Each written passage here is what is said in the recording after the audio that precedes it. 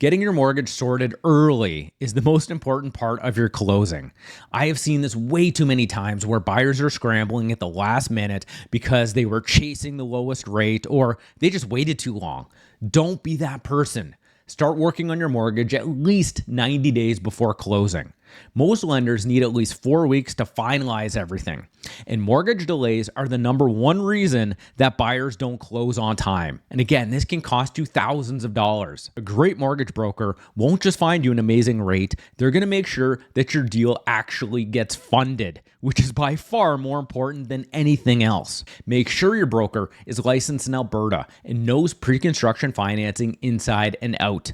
I have seen this go wrong countless times. Getting a mortgage on any rental property in Canada requires a minimum 20% down payment at closing. So if you only put down 5 to 10% with the developer, you're going to need to top that up to 20% at closing. That means, say you gave a 10% deposit, you need to give an additional 10% more at closing, plus your closing costs in cash. Also, avoid costly name change issues.